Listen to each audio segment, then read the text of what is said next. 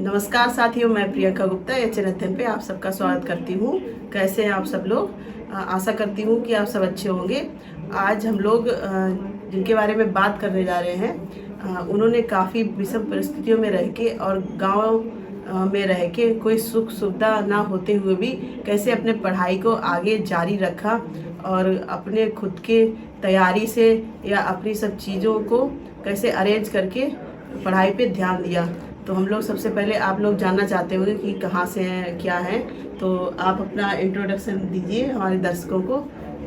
मेरा नाम वर्षा कुशवाहा है। मैं फर्रुखाबाद उत्तर प्रदेश से हूँ और मैंने ग्रेजुएशन किया हुआ है नारायण आर्य कन्या पाठशाला से और उसके बाद गवर्नमेंट पॉलिटेक्निक से PGDCA किया है, क्योंकि आजकल कंप्यूटर का युग है तो कंप्यूटर बहुत ज़्यादा ज़रूरी है। तो PGDCA के बाद आपने अपनी पढ़ाई को जारी रखा या फिर और कोई फील्ड में आपने कुछ कोर्स वगैरह किया हुआ है? PGDCA के बाद में मैंने स्कूल में पढ़ाना शुरू किया, तो वहीं पर मतलब इंटरेस्ट आया कि थोड़ा सा टीचिंग की तरफ मतलब जाएं, क्योंकि टीचर एक ऐसा सम्माननीय पद है जो बच्चों को मतलब आगे की जनरेशन के लिए तैयार करता है।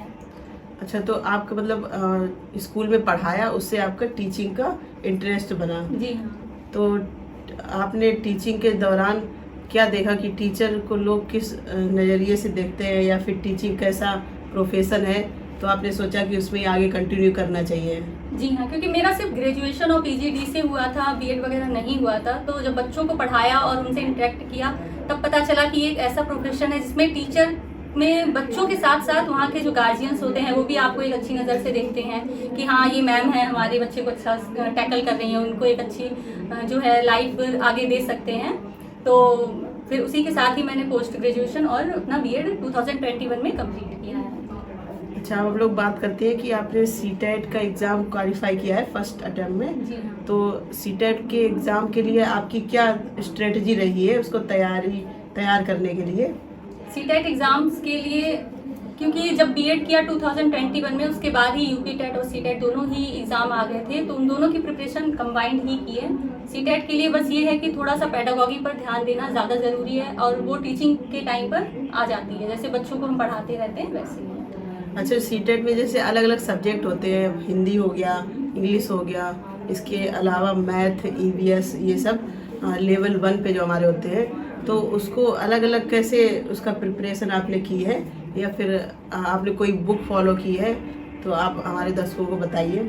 बुक जैसे मैथ्स के लिए अलग बुक फॉलो की है RS अग्रवाल और प्रीवियस ईयर, और EVS के लिए आप NCERT के थ्रू जा सकते हैं। और प्रिपरेशन के लिए यही है कि अगर आप BEd कर रहे हैं तो आपकी जो कोर्स की बुक्स हैं, जैसे BEd के टाइम की जो बुक्स हैं, DLED के टाइम की जो बुक्स हैं, अगर आप उन पर भी अच्छे से फोकस करते हैं तो आपका जो TET और CTET है वो फर्स्ट अटेम्प्ट में क्वालिफाई हो जाएगा। अच्छा, तो आपने कहीं पे कोचिंग की थी या फिर अपने खुद से पढ़ाई की है? नहीं, सारी पढ़ाई मेरी सेल्फ स्टडी से ही हुई है। हाँ, आप यूट्यूब की हेल्प ले सकते हैं और सिलेबस तो बहुत ज़रूरी है, तो सिलेबस को सामने रखिए और जो भी टॉपिक्स हैं उनको क्लियर करते रहिए। अच्छा, इसी के साथ मैं पूछना चाहूँगी, CTET के टाइम में प्रीवियस ईयर कितना इम्पोर्टेंट रोल प्ले करते हैं? प्रीवियस ईयर तो बहुत ज़्यादा इंपॉर्टेंट रोल प्ले करते हैं, क्योंकि जब आप कोई एग्ज़ाम देने जाते हैं तो सबसे पहले आपको उसका पेपर पैटर्न पता होना चाहिए। तो पेपर पैटर्न पता करने के लिए आप कहाँ जाएंगे? प्रीवियस ईयर को ही फॉलो करेंगे। तो प्रीवियस ईयर जब आप देखेंगे तो आपको समझ आएगा कि हाँ पेपर कैसा आता है, कौन से पार्ट से पेपर कितना ज़्यादा आता है, क्योंकि सभी जानते हैं कि पेपर के मोस्ट इंपॉर्टेंट टॉपिक जो आने हैं उनसे ज़्यादा भी इंपॉर्टेंट ये होता है कि कौन से टॉपिक्स हमें छोड़ने हैं। तो जो टॉपिक ज़्यादा इंपॉर्टेंट हैं, जो ज़्यादा आते हैं, उन पर ज़्यादा फोकस करिए, तो ये चीज़ हमें प्रीवियस ईयर क्वेश्चन से ही पता चलेगी। अच्छा, आपने CTET में जितने भी सब्जेक्ट होते हैं उसको किस सब्जेक्ट को कितना टाइम दिया या फिर इक्वल टाइम देते थे? तो ये कैसे आपने तैयार किया?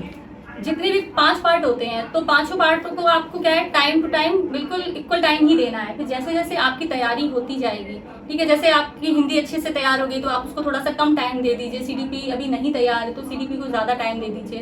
तो इस तरह से आप अपने टाइम को डिवाइड कर सकते हैं। अच्छा, तो कुछ बच्चे बोलते हैं कि CTET हार्ड एग्ज़ाम है, तो आपको क्या लगता है, CTET हार्ड है या फिर हमारी तैयारी अच्छे से होनी चाहिए इस तरीके से कि CTET हार्ड ना लगे, या कोई भी एग्ज़ाम मतलब इतना हार्ड नहीं हो सकता है? तो उस पर आपका क्या विचार है?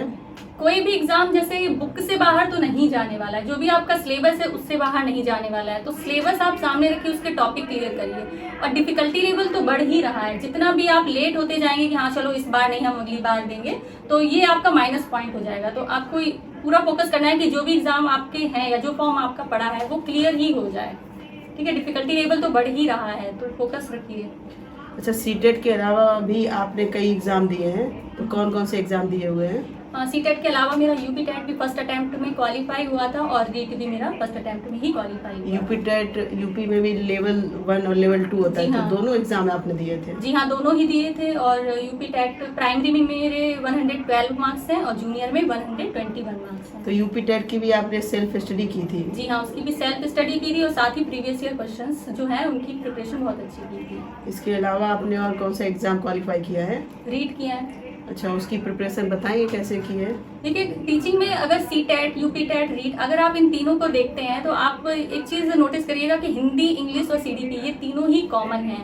तो ये आपके 90 मार्क्स स्कोरिंग जो मार्क्स होते हैं उन्हीं के बराबर हैं। तो अगर आप इन पर भी फोकस कर लेते हैं अच्छे से तो भी आपका टीचिंग का जो प्राइमरी एग्जाम है वो क्वालिफाई हो जाएगा। तो आपने काफ़ी एग्जाम क्वालिफाई किए हुए हैं, तो अभी आगे और कौन कौन एग्जाम देने की सोच रही हैं आप? अभी तो सुपर टेट की प्रिपरेशन हो रही है, आई होप कि फॉर्म आ जाए इस बार। और अभी और फिर नेट की भी तैयारी के लिए फॉर्म डालेंगे। तो सुपर टेट की तैयारी आपने स्टार्ट कर दी है या फिर जब नोटिफिकेशन आएगा तब एग्जाम की तैयारी करेंगे? नहीं, अभी से स्टार्ट कर दिए, क्योंकि लास्ट ईयर आप लोगों ने देखा होगा कि जो नोटिफिकेशन आया था और एग्जाम हुआ था उसके बीच में सिर्फ 1 मंथ का ही टाइम था। तो अभी आप उस पर नहीं जा सकते कि नोटिफिकेशन का सिर्फ वेट नहीं कर सकते हैं, तो उसकी प्रिपरेशन अभी से स्टार्ट कर देंगे।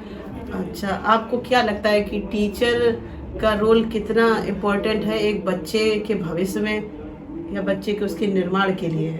टीचर ही आजकल सब कुछ है। आप देख रहे होंगे कि गार्जियंस तो बच्चों को छोड़ ही देते हैं टीचर के भरोसे।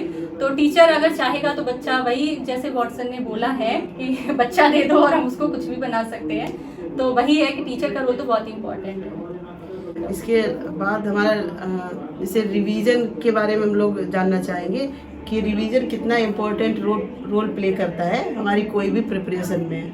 रिवीजन तो बहुत ही ज़रूरी है, क्योंकि आप अपने नोट्स जो बना रहे हैं उनको मल्टीपल टाइम रिवीजन करते रहिए, जिससे आपके टॉपिक्स क्लियर होते रहेंगे अच्छे से और क्वेश्चंस इजीली बन जाएंगे। रिवीजन के साथ ही क्वेश्चंस बनाना भी ज़रूरी है, सिर्फ पढ़ना ही ज़रूरी नहीं है।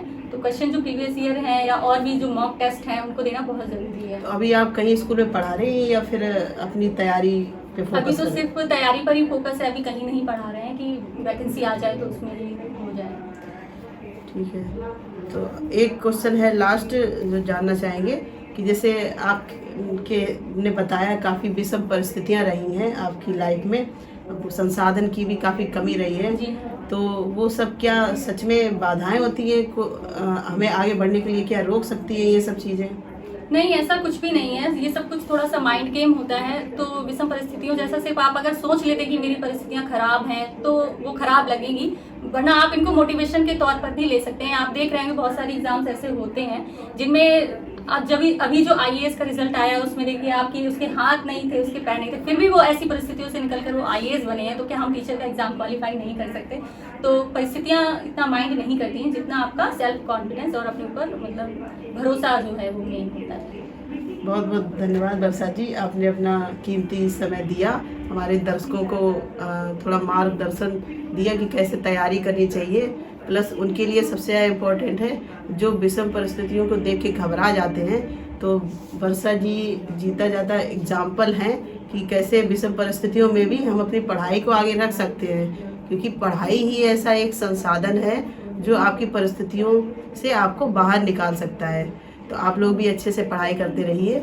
कोई भी एग्ज़ाम है, ये तो छोटे एग्ज़ाम हो गए, CTET, UP TET, या कोई भी एग्ज़ाम है, ज़िंदगी का कोई एग्ज़ाम है, तो आप हर परिस्थिति से अपने पॉजिटिव माइंडसेट से बाहर निकल सकते हैं। इसी प्रकार के और अपडेट के लिए और इसी प्रकार के और साक्षात्कार के लिए बने रहिए HN अध्ययन से। धन्यवाद।